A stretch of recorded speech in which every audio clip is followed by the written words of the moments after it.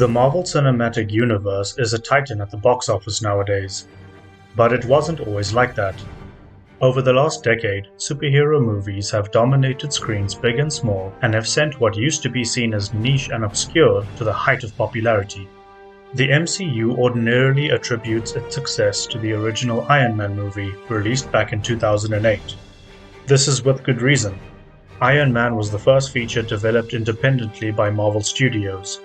Previous movies with Marvel characters were co-produced by other studios that bought the rights to some of the many famous characters. Iron Man was a production that seemed destined to fail.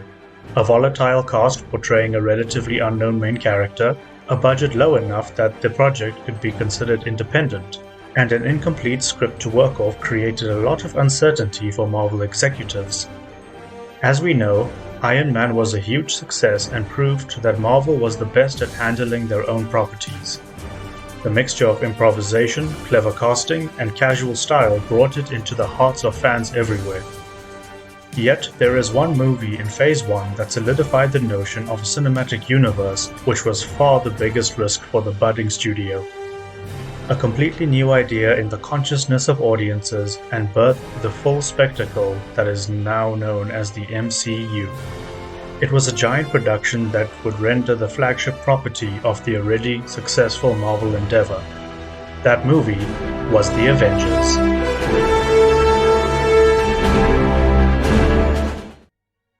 Iron Man and the other 4 solo films were all risky in their own right. But it was The Avengers that was the biggest risk of all.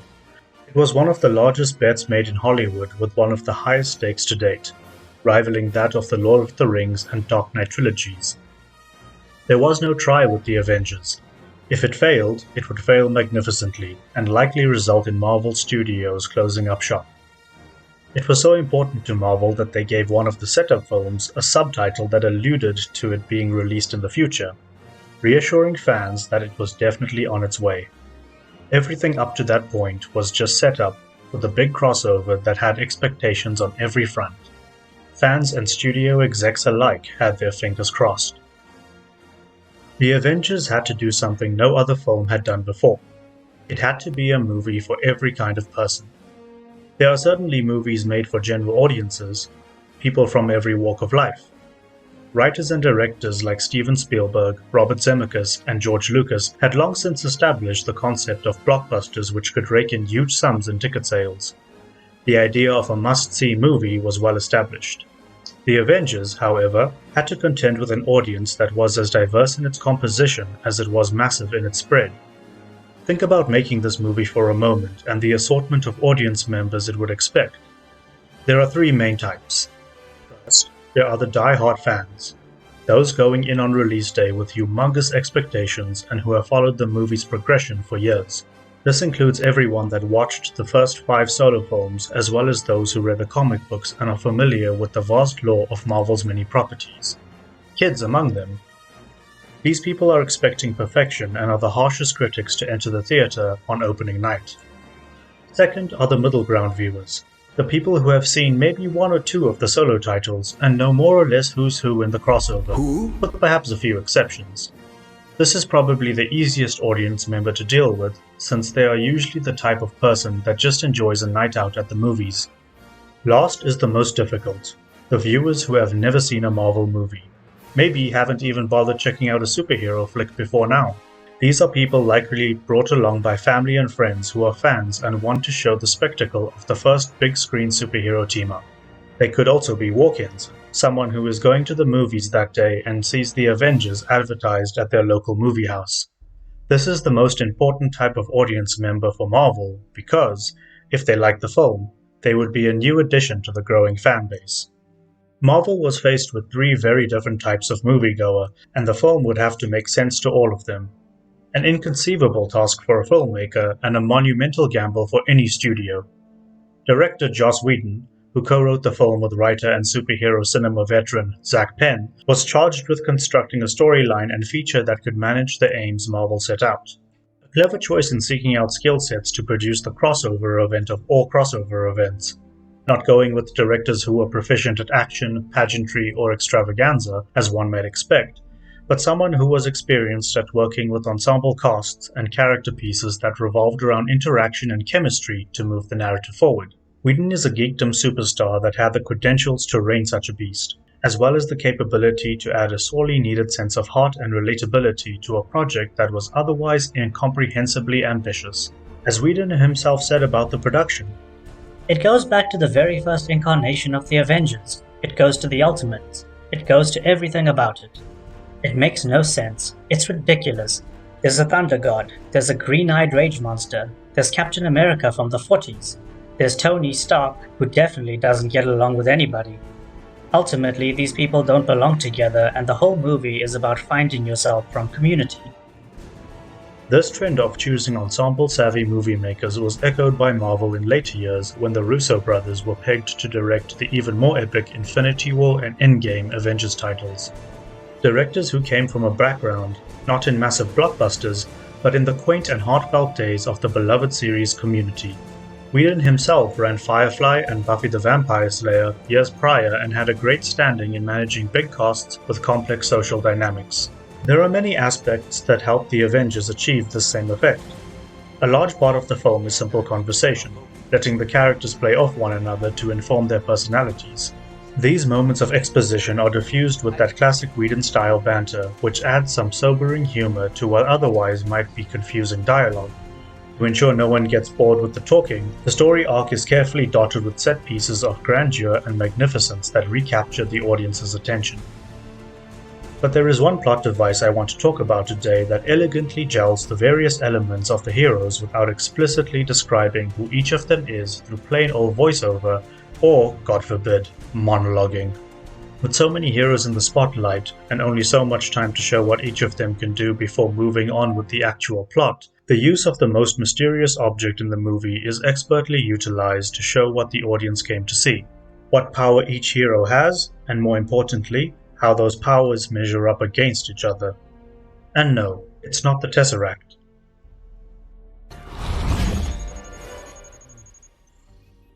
Darcy? Jane! Here! Sylvie! Mjolnir! Mjolnir, Thor's trusty magical hammer and the object that acts as a gauge of power in the MCU. Throughout the Infinity Saga, as well as the individual films, Mjolnir is used to showcase where a specific character stands, how they compare to their counterparts, and acts as a baseline for the power structures in the MCU. In the Avengers, we see Mjolnir used by pretty much every hero on the team.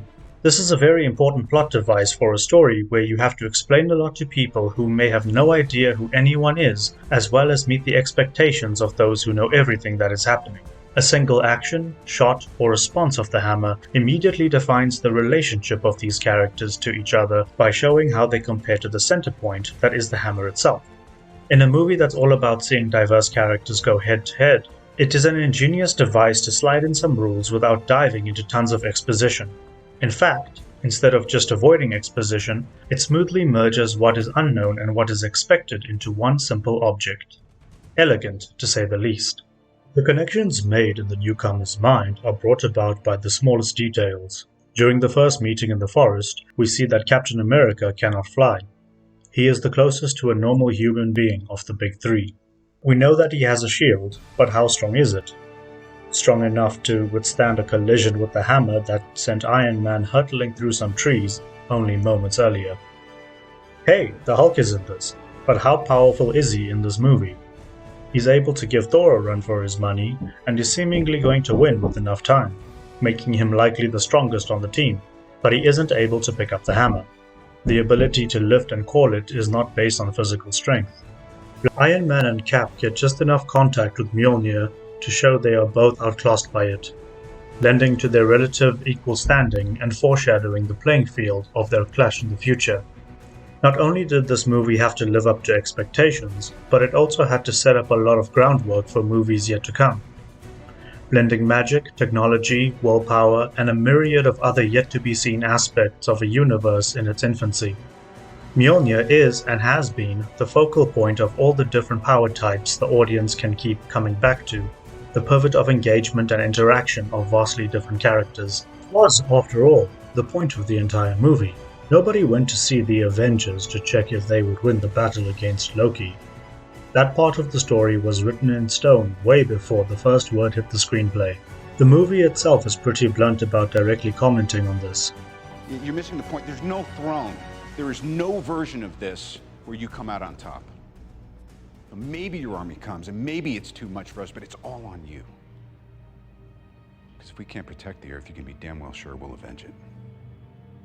To the point that the whole story essentially acts as an allegory towards its own making. Whether it will work or not isn't about who the victor will be in the end, but whether all the different types of people who watched this movie will be happy when the heroes finally come together, united as a team, and become the Avengers.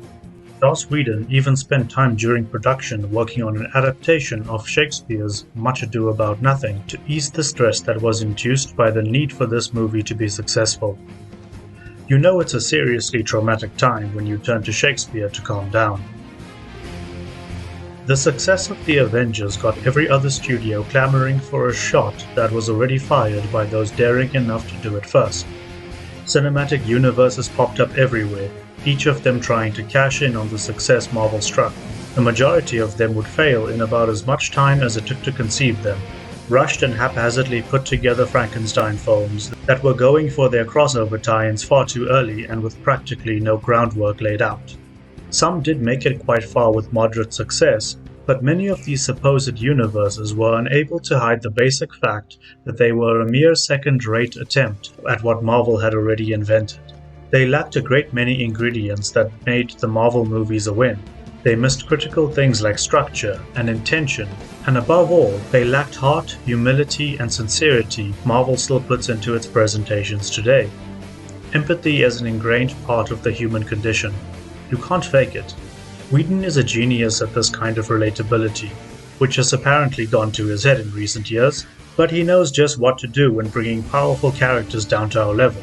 With a box of toys and good source material to draw from, he is adept at picking the pieces that streamline a story while maintaining meaning. Being able to control Mjolnir is about being worthy, an idea anyone can relate to without much in-depth explanation. It is the notion of being a good person that we can all naturally grasp. A brilliant way to show up characters who are often raised to great heights, as well as bring more humble characters into the spotlight. It is a single word used clearly to define what it means to be a hero. Mjolnir first appeared in Iron Man 2 and then much more so in Thor afterwards. But it is in the Avengers that we see its full potential as a yardstick for power. When the job is finally done, when the Avengers have assembled, the work is complete. The rest of the movie is ultimately a party for all the labors that went into getting to that marvelous moment. Everything leading up to the unison of the heroes is a carefully pieced together set of points. Each is very deliberate and with its own purpose in bringing everyone watching to the same understanding. We must see the characters argue and fall apart, divided throughout to make their banding together all the sweeter. Showing them going through serious discussions, fighting amongst themselves, and joking around from time to time to establish their dynamics at a pace that is slow enough to be comprehensible but quick enough not to stagnate interest. All this works in harmony, converging to a climax. There is a tool and technique for everything in this movie that makes every character feel three-dimensional and well-rounded. But when the power play is up and we need to know just who's got what it takes, Assemble. it's time to drop the hammer.